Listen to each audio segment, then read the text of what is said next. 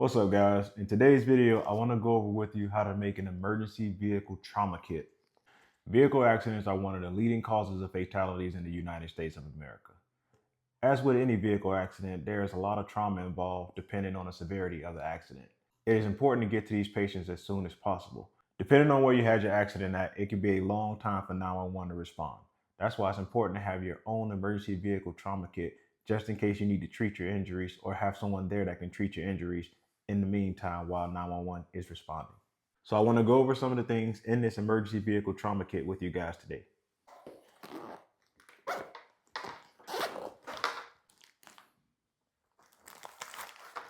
So as you can see, guys, we have many tools that can aid and help us in the event we have a traumatic injury during a vehicle accident. So one of the very first things we have in our emergency vehicle trauma kit, we have what's called an Olaze bandage. It's called an Olaze bandage. So this Olaze bandage is a form of pressure bandage. It comes with 3 meters of sterilized gauze. It also comes with a pressure hook and a pressure cup, and it also comes with an inclusive plastic that you can remove as well. Again, it's designed to be a pressure bandage, again, which is used for bleeding control. Next, we have our chest seals. Our chest seals are designed for any open chest wounds that you may have during a vehicle accident. So next, we have our tack gauze. Now, what makes our tack gauze different from normal gauze is this gauze is actually made for easier packing, and it also has a higher absorbency rate than normal gauze does.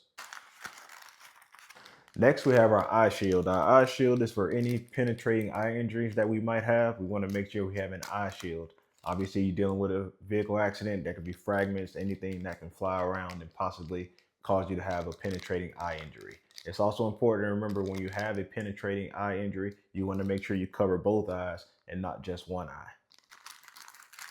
This next thing I want to show you is a very important tool to have. This tool is essential when you're dealing with any type of emergency vehicle accidents. You want to make sure you have one of these in your emergency vehicle trauma kit.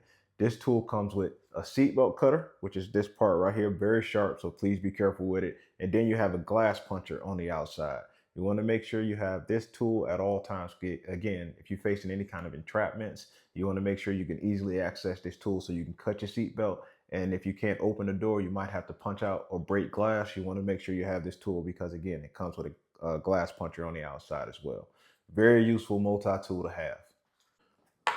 Next, we have our hemostatic gauze. And if you guys remember from our IFAK video, when I taught you how to make your very own individual first aid kit, again, when we're talking about bleeding control, our hemostatic gauze is the next level after our direct pressure and our normal gauze. Our hemostatic gauze is going to help with that clotting factor. It's also going to help with that bleeding control.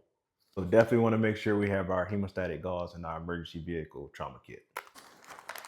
Another thing we want to make sure we have in this kit, we want to make sure we have our NPA, our nasal airway, or nasopharyngeal airway, or NPA for short. When you're dealing with any type of emergency vehicle accident, depending on if there's any facial trauma, sometimes if you got to protect the patient's airway, depending on what the trauma is on the face, we're not necessarily able to use an OPA. The patient may have a gag reflex or maybe a contraindication to actually open the mouth at that time, depending on what type of injury that patient has. So we have what's called an NPA, which is nasopharyngeal airway, which we can insert inside the patient's nose to help control any breathing or airway or ventilation issue that they may have. So want to make sure you have an NPA with you. Again, you want to make sure we're protecting that airway and protecting breathing when we're dealing with any type of emergency trauma scenarios. Next, we have our triangular bandage. Our triangular bandage is very important because it's used to make slings. So if we're dealing with any type of arm, upper arm, lower extremity injuries, we have our triangular bandage that can be used to help make a sling to help keep that arm stabilized while we get that patient the further help that they need when the rescue or when the ambulance finally does show up to the scene. Next, we have our burn dressing. So again, depending on what type of vehicle accident, some vehicle accidents do result in a fire taking place. So a patient can be exposed to getting some type of burn. We want to make sure we have our sterile burn dressing. What this does is, again, it's going to help cool that area that has experienced the burn. It's also going to help prevent infection in the area as well. So you want to make sure you have used some sterile burn dressing in your emergency vehicle trauma kit. Next, with any type of trauma kit, no trauma kit will be complete without having some kind of tourniquet. You want to make sure you have a tourniquet when you're building any type of trauma kit. Again, we're talking about bleeding control.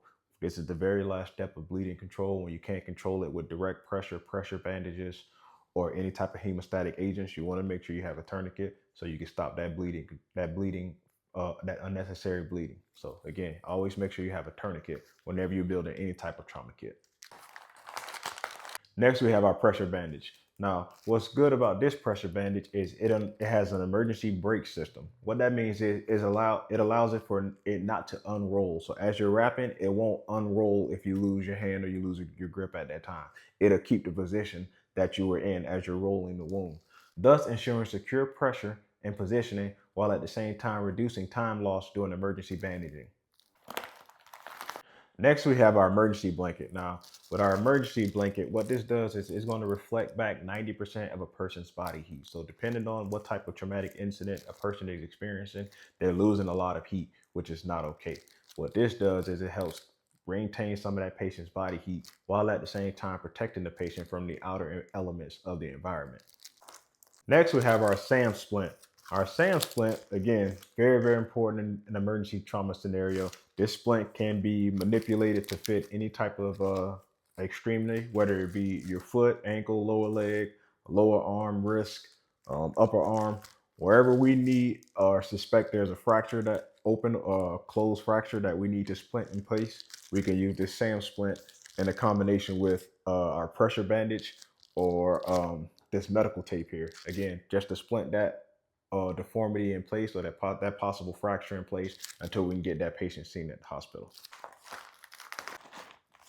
So that's it, guys. That's everything we have in our emergency vehicle trauma kit. What's cool about this trauma kit is that it also comes with an attachment that you could put on your headrest.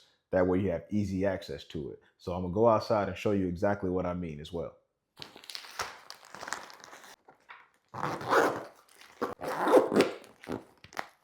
So this emergency vehicle trauma kit actually comes with a mount that you could use on the back of your headrest in order to mount the kit right where you need it so you have easy access to it in the event of a vehicle accident. I'm going to show you how to put it on right now.